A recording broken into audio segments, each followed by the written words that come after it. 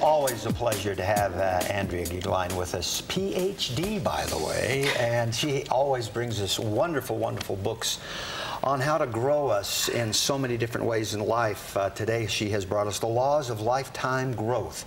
Always make your future bigger than your past. Can't wait to get into this. So, yeah. Andrea, welcome. Thank you, thank you. And I want you to know that PhD is what brought so many of these books into my life, because once again, this particular book is published by Barrett Kohler, and it was during my doctoral days that I was researching leadership and the spirit of leadership, and back in the early to mid-90s, this was the only company publishing authors that were talking about how do you combine capitalism or the production of work with the human spirit. And there's a very interesting human interest story connected with the two authors of this book. Absolutely. Dan Sullivan is known to say that his first 2 bankruptcies were market research. So you've got a sense of humor. Absolutely. He runs a very successful entrepreneurial coaching company. I like you know, yeah. To be an entrepreneur, you must have a sense of humor. You gotta have some failures in order to succeed. Absolutely. And the other side of it is Catherine Nomura. She actually devoted her life to trying to raise up the poorest of the poor. So she was actually, I believe it was in the rainforest, seeing how things were encroaching upon the tribal life, and said, you know, we have to figure out a way how to make these people more sustainable. And came across Dan Sullivan and his work and realized that the same exact principles that work for entrepreneurs about how entrepreneurs stay in the game and how they take the humor out of market research being your first 2 bankruptcies is one of the ways that you can inspire all people. That this information, whether it be positive psychology or how positive psychology looks in the laws of lifetime growth, are actually the same exact ways you live a fruitful and happy life. If we can find that humor, and even in the worst of situations, it does seem to bring us out a little bit. Yeah, and make us more one of the values in positive psychology, one of the human strengths that they know is a component of economies and people that do sustain happens to be humor. And luckily my husband happens to have that attribute. Has he done any market research? Oh, more market research than I wish to explain. You give this book, obviously, it's 10 laws. Yes. But they have taken it and made it very concise. You just pick a law. Always make your learning greater than your experience. They talk about that and move on. Correct. Which makes it very palatable. It's another trademark of this particular publisher.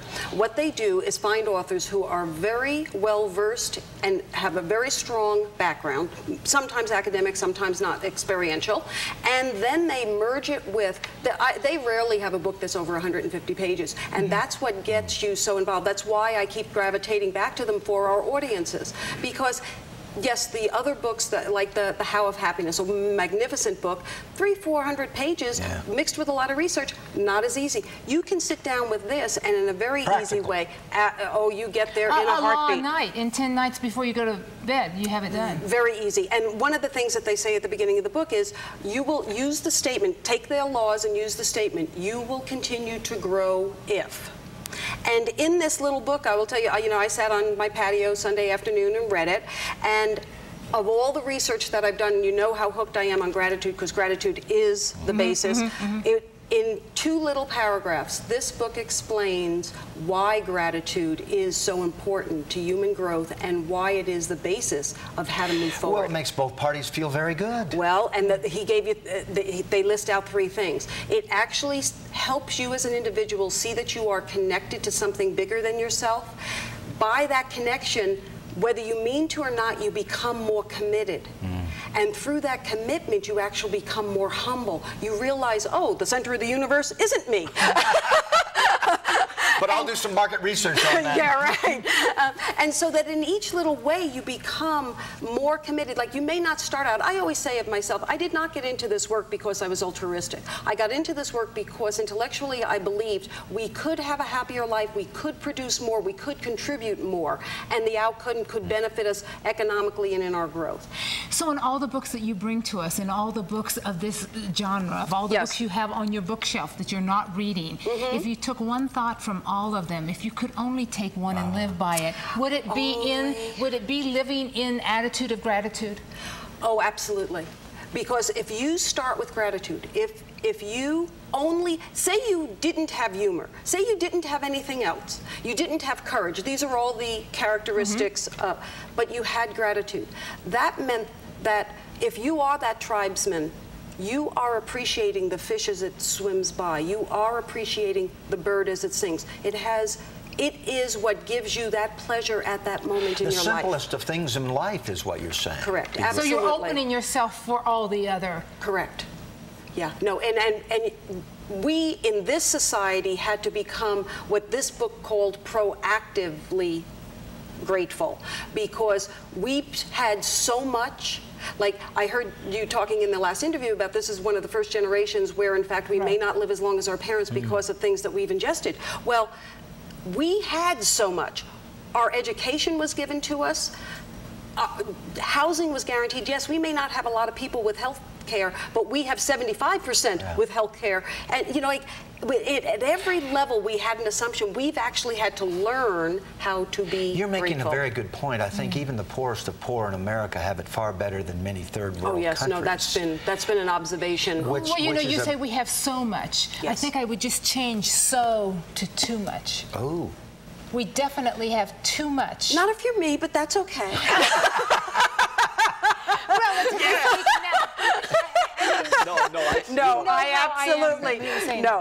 I absolutely understand. But we had a very dear friend in our life who passed away way too early, who was very, very blessed economically and shared his interest. And he used to say, "You can never have too much. You can never." That was one of his little models. You can never have too much. Like that song, like this is the last 24 hours of our lives. Oh, yes. You would suddenly appreciate a lot more in life. Oh. See, I think people think they're invincible. We're going to live forever.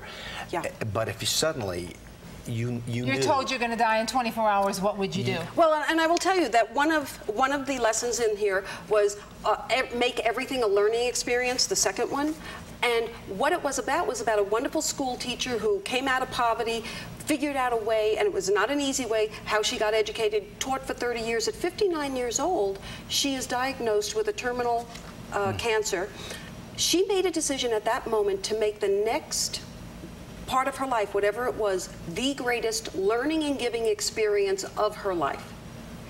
And for the next 5 months prior to her death, all she did was go out and inspire people about learning is the most important thing, and when you keep learning, as in the title of this book, you will have everything. And at her funeral, 300 people showed up. Yeah, wow. Out of just pure appreciation. But isn't it a appreciation. shame that we wait till we get that news to appreciate the blue sky? Well, in her case, she hadn't. In her case, she hadn't. And another one of the stories that they give in that same chapter, a 98-year-old man, because so many people say, oh yes, because one of the premise of this book, always make your future bigger than your past. That's the subtitle. And what that means is that no matter where you are at a point in life, no matter what your economic level, no matter where you are in your life stage, you can make your future bigger than your past. They give you a 98-year-old as an example. He watches TV most of the time, as many of our elderly do, asks his granddaughter, please take me to a museum that day. At the end of the day, he looked at his granddaughter and said, thank you so much. I learned more today than I knew yesterday. Andrea. Thank you. Very, very good. Laws of lifetime growth. We all need that.